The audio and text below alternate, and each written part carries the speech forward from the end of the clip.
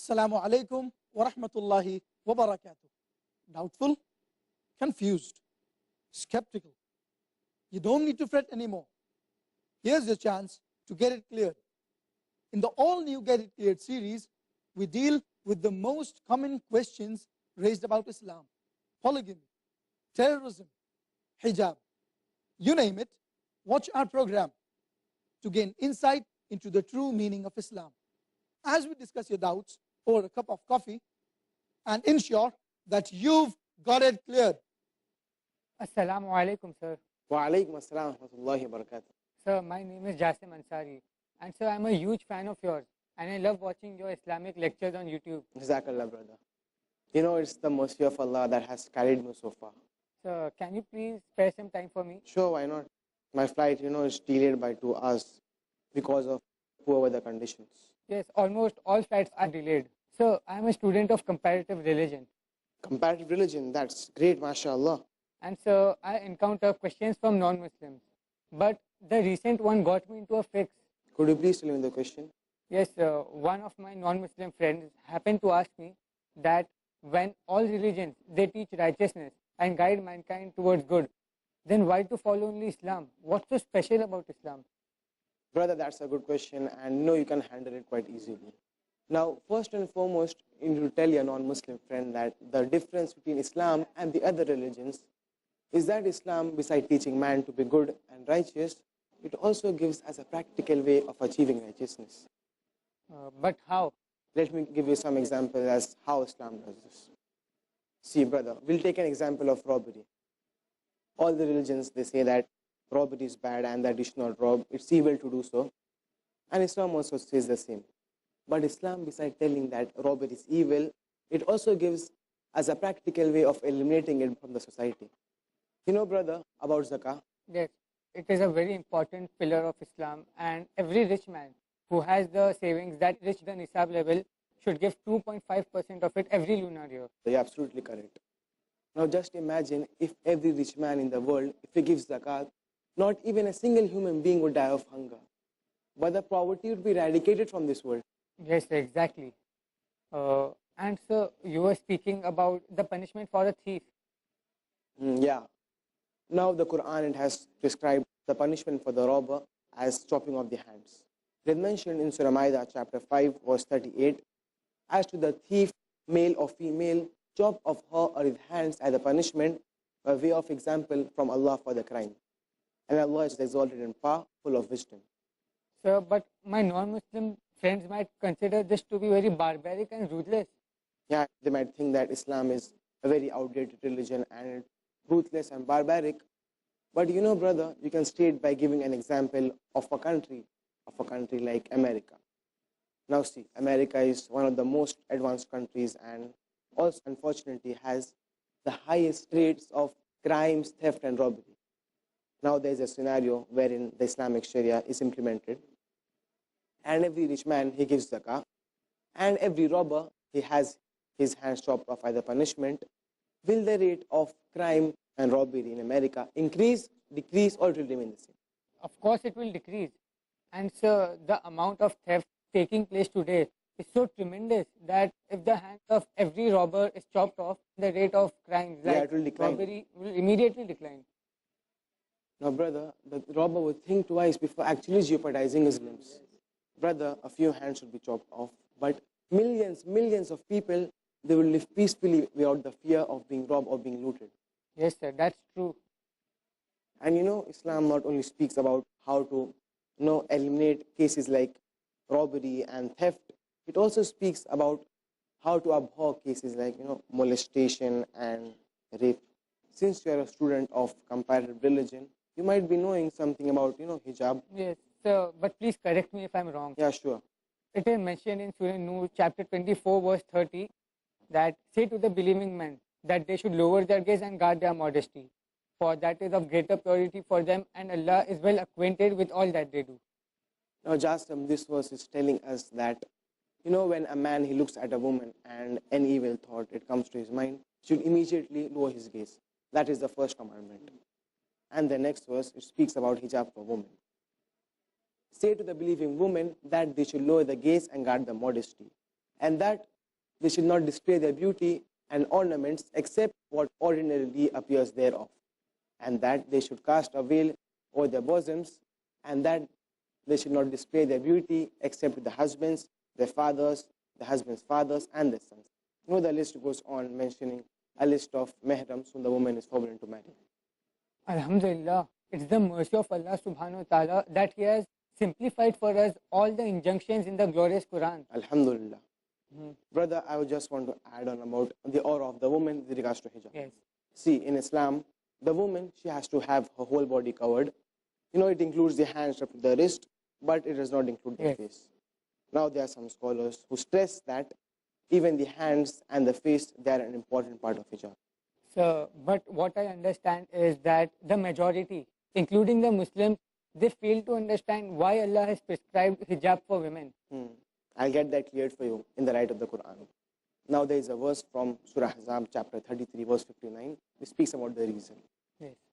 O Prophet, tell thy wives, your daughters, and the believing women that they should cast a veil over the persons when abroad. That is most convenient for them, that they should appear as modest and not molested.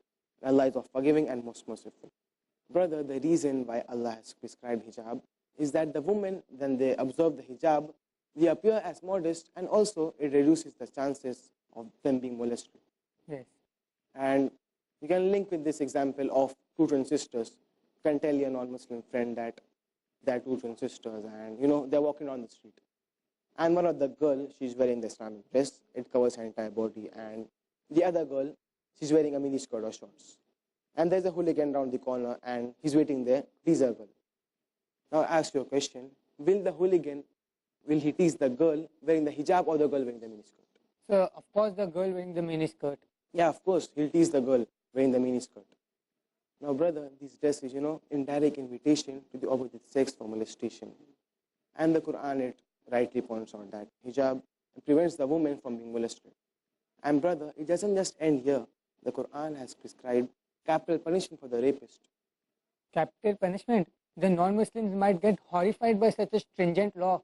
Brother, let me tell you that I have asked a simple question to many non-Muslim friends of mine, that suppose if someone, he rapes your wife, your daughter and your sister, and you meet the judge and the rapist, he's brought in front of you, what punishment would you give to him? All of them, brother, they answered and said that they would put him to death. Some even went to the extent and said that they would torture him to death. Now to them, if I ask, if someone, he rapes their wife, they say that capital punishment is just, but if someone else's wife is raped, they say that capital punishment is barbaric and unjust. Why such double standards? And brother, I had been to the US on a lecture tour, and there were some facts that really astonished me. I was amazed. America, in the year 1990, according to the FBI, 102,555 cases of rape were committed. And brother, only 16% were actually reported. So to know the actual figure, we need to multiply 102,555 into 6.25. Which gets us a total of 640,968 cases of rape, which is on an average 1,756 cases of rape every day in America. In the year 1990, every day, 1,756 cases of rape took place. Just imagine, brother. And another report had mentioned that 1,900 cases of rape took place in America every day. And according to the US Department of Justice, in the year 1996 alone, 307,000 cases of rape that took place. And again, the entire figure was not mentioned. Only 31% of the actual amount of rapes committed were reported. So the actual amount of rapes that took place in the year 1996 are 990,322 cases of rape. That's really sad. Yeah, brother. And the FBI report of 1990 continues by saying that only 10% of the rapists, they were arrested. So which means that approximately 1.6% of the actual amount of rapes committed. And brother, 50% of those arrested were led before a trial. So that means that only 0.8% of the rapists, they face a trial. In other words, it means that if a man commits 125 rapes, the chances of him being convicted is only once. Yes. And brother, the FBI report further continues by saying that 50% of those who faced a trial, they were given a sentence of less than a year, even though the American law states that a rapist, he has to face a minimum sentence of 7 years in prison. The judge is lenient to first-time offenders. Now, brother, imagine a man, he commits 125 rapes, and the chances of him being convicted is only once. And 50% of the time, the judge will grant him leniency and will grant him a sentence of less than a year. You remember, Jasim, I told you in the beginning that suppose the Islamic Sharia is implemented, what are the results achieved? Now, the Islamic Sharia is implemented, and every woman, she wears the hijab, and every man, when he looks at a woman and any evil thought, it comes to his mind, he lowers his gaze, and every rapist is put to death. Will the rate of rape in America increase, decrease, or it will remain the same? Yes, it will decrease. So Islamic Sharia gets results. Yes, brother, it does get results. You know, brother, Islamic Sharia is the best way of life because its teachings are not doctrine, rhetoric, but the practical solutions for the whole of humanity, as on an individual level as well as on the collective level. Islamic Sharia is not confined to any group, like it's not only for the Arabs or the Christians, it's for the whole of humanity. Yes, sir. Jazakallah. So many of my doubts have got cleared. And so I feel better equipped and content to face my non-Muslim mates and encounter questions from them. Jazakallah.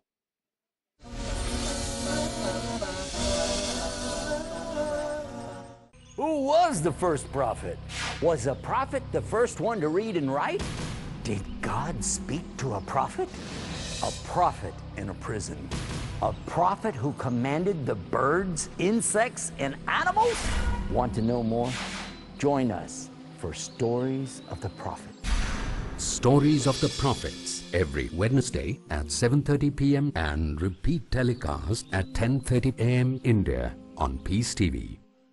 ولله الأسماء الحسنى فادعوه بها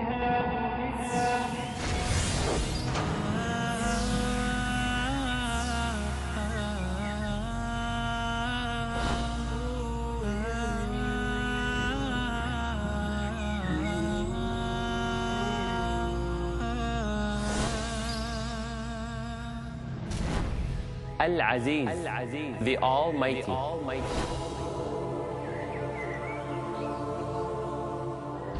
Al-Wadud, the All-Loving.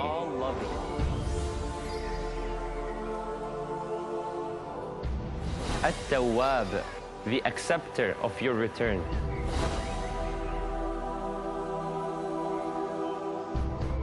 Al-Razzaq, the Provider.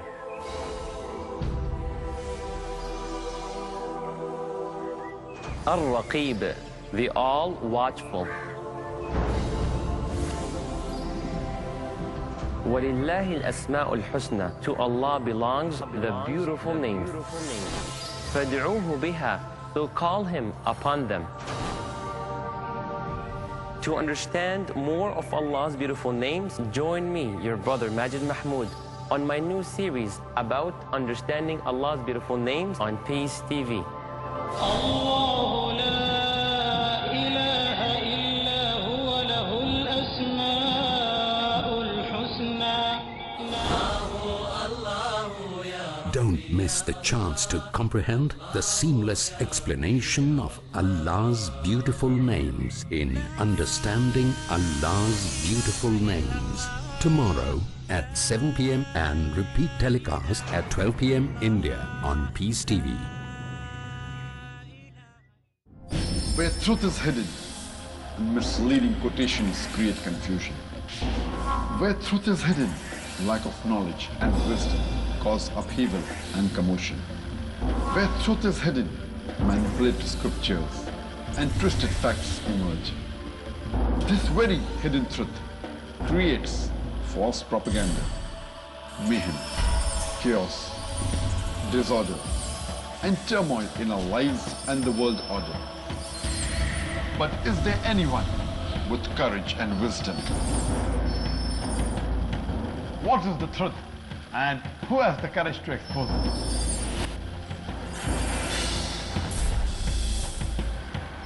Because it's your right to know the truth. Watch truth prevail and lies perish in Truth Exposed by Dr. Zakir Naik. Next on Peace TV.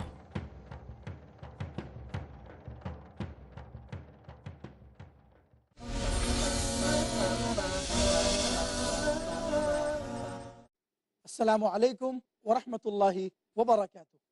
Doubtful, confused, skeptical. You don't need to fret anymore.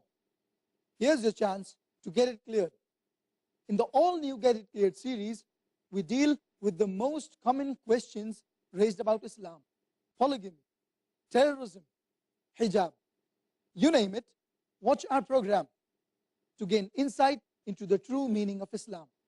As we discuss your doubts over a cup of coffee and ensure that you've got it cleared. Assalamu alaikum wa rahmatullahi wa barakatuh. It's been a long time. Wa alaikum assalam wa rahmatullahi wa barakatuh.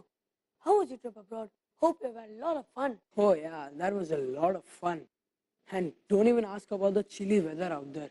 Surprisingly, I found a lot of Muslim brothers as well. But there was something that kept gnawing at me all throughout my trip. What is it, Umar? Hope everything is fine at home. Oh no, it's not that. Alhamdulillah, everything's fine at home. But it's just that I feel upset at the fact that we Muslims are being labeled as fundamentalists and terrorists. I don't know why. I think I can make it clear for you, Umar. I had the same doubt until I recently viewed Dr. Zakir Naik's talk, Terrorism in Islam.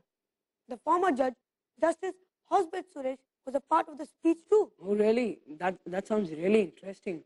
I am so eager to know all about this talk. Brother Umar, this question is often hurled at Muslims, either directly or indirectly, during any discussion of religion or world affairs. Muslim stereotypes are perpetuated in every form of media, accompanied by gross misinformation about Islam and Muslims. In fact, such misinformation and false propaganda may lead to discrimination and violence against Islam and Muslims. You must have heard about the anti-Muslim campaign followed by the Oklahoma bomb blast. Oh yeah, I had read about it. At the Oklahoma bomb blast, where the press was quick to declare Middle East conspiracy behind attack. And later it was also found out that the culprit was one of the soldiers from the American Armed Forces, right? Exactly. Oh yeah. But so that means that the press is capable of making up any story. But why are we Muslims labeled as fundamentalists? Brother Umar, first and foremost, we should know the meaning of the word fundamentalism. A fundamentalist is a person who knows, follows, and adheres to the fundamentals of any theory or doctrine. For a person to be a good fundamentalist doctor, he should know, follow, and practice the fundamentals of medicine. In other words, he should be a fundamentalist in the field of medicine.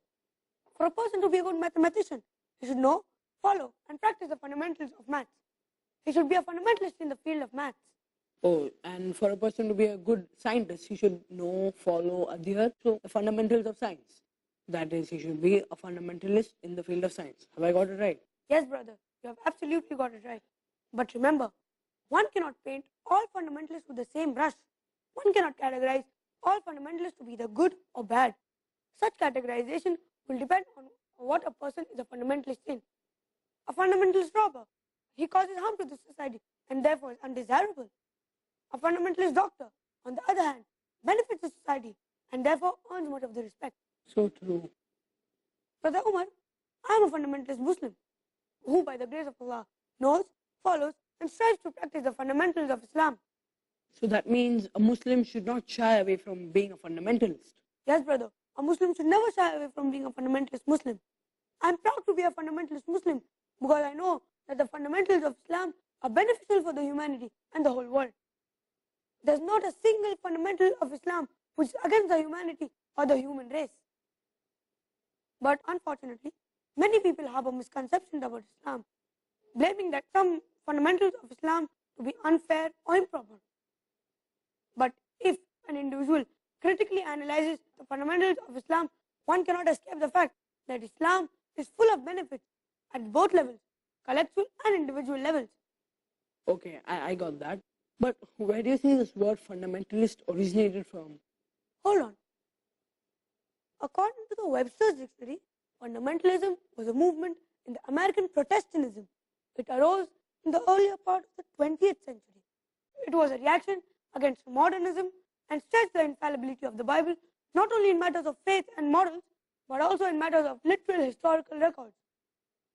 It was used for a group of Christians who believed that the Bible was the verbatim word of God. Thus, fundamentalism was a movement for a group of Christians who believed that the Bible was the verbatim word of God. It was used for a group of Christians. Yes, Brother Umar. It was used for a group of Christians who believed that the Bible was the verbatim word of God. According to the Oxford Dictionary, fundamentalism means strict maintenance of fundamentals of any religion, especially Islam. So today, whenever a person uses the word fundamentalism, he thinks of a Muslim who's a terrorist. So that means fundamentalist equals to Muslim terrorist. That's what Yes, people Brother think, Umar. yeah. But Brother Umar, do you know that history testifies that the same individual for the same set of actions have been given two different labels? Really? Please tell me more about this. Before India achieved independence from the British rule, some freedom fighters who did not subscribe to non-violence were named as terrorists by the Britishers. The same individuals for the same set of actions have been named as patriots by the Indians. So, the same set of people for the same set of actions have been given two different labels. Thus, before a person is judged, he should be given a fair hearing. Both sides of the party should be heard. The problem should be critically analyzed. The person's actions should be taken into account. Then the person should be judged. So true. If you know the meaning of the word Islam, I know it means peace. yes, Umar, it means peace. It comes from the root word salam.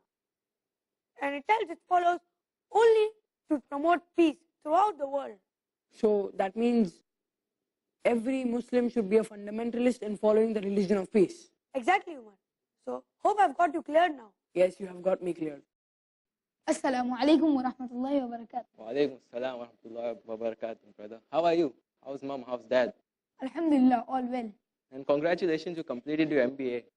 Jazakallah, brother. I must really tell you, I look up to you. Everyone in the family appreciates your noble character and your achievement as a veterinary doctor. It's all Allah's mercy, alhamdulillah. Dad was telling me that you are pursuing online Islamic studies. That's great, brother. Alhamdulillah, alhamdulillah. And also pray to Allah that all my cousin brothers and all my cousin sisters, especially you, work hard in your studies and get good grades so your parents are proud and they know all the sacrifices haven't gone in vain. I agree, brother. Brother, I had a query and I think you're the best person to answer it. I'll try, inshallah. My friend, he is currently writing his thesis on animal abuse. He strongly believes that Islamic way of slaughtering is very ruthless. I wanted to explain it to him that this is not true, but I was not sure of my answer. So, could you help me? Okay, let me get clear, honey. You already know what's the method of Islamic slaughtering, right? Yes, Zabiha. Yes, and you should also know that Zabiha was an object on which people criticized a lot. Okay, before I move on, let me tell you a joke. So once a Sikh asked a Muslim, why do you slaughter the animal painfully by cutting the throat instead of the way we do it, in one stroke, which is jhatka? The Muslim replied, you are brave, you are courageous, we are macho man. We attack from the front, you are cowards, you attack from behind. Macho man. Okay, jokes apart, Zabiha is not only humane, but it's also scientifically the best. Scientifically the best? How's that? Let me explain it to you in this way. Zakaitum is a verb derived from the root word zaka, which means to purify. And its infinitive is taskiya, which means purification. And the Islamic mode of slaughtering also has some conditions to be met. Condition like what? Like the first condition is the slaughtering should be done with a sharp object and in a swift way so the animal's pain is minimized. Oh yes, if it's done slowly, the pain will last for long. And secondly, the slaughtering should be done by cutting the throat, the windpipe, and the blood vessels of the neck, causing the animal's death without cutting the spinal cord. Why not cut the spinal cord? You see, Hani, the spinal cord should not be cut because the vessels which are connecting to the heart could be damaged in the process and cause cardiac arrest, stagnating the blood in the blood vessels. Also important that before the head is removed, all the blood should be completely drained. The purpose of this is because blood serves as a good culture medium for microorganisms. Culture medium? What do you mean by that? See, blood is a good medium for toxins, bacteria, germs. So the Islamic method of slaughtering is the most hygienic, as most of the blood which contains toxins, germs, bacteria, which are the causes of several diseases, is eliminated in the process. Oh, I see. That's the reason we wait so long for the blood to drain out completely. Also true that meat, which is slaughtered in the Islamic method, remains fresh for a longer time due to the deficiency of blood as compared to other methods. Wow, this means that the Islamic way of slaughtering aids in the preservation of meat also. But what about the pain?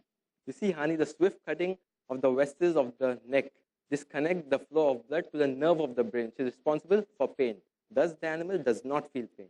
But during Eid al-Adha, I've seen when animals are slaughtered, they shiver and they kick. Yes, while you see the animals kicks, it withers, it's all out of control. But that's not due to pain. That's due to the contraction and relaxation of muscles, which are deficient in blood, and also due to the flow of blood out of the body. So you see, the Islamic method of slaughtering, which is zabiha, is less painful, it's hygienic, and it's scientifically the best. So, is it clear, Hani? Alhamdulillah, I've got it cleared. Please pray to Allah subhanahu wa ta'ala that I'm able to explain this to my friend the same way you explained it to me. Inshallah, you will, Hani. I pray to Allah. It's almost time for Maghrib. Let's go.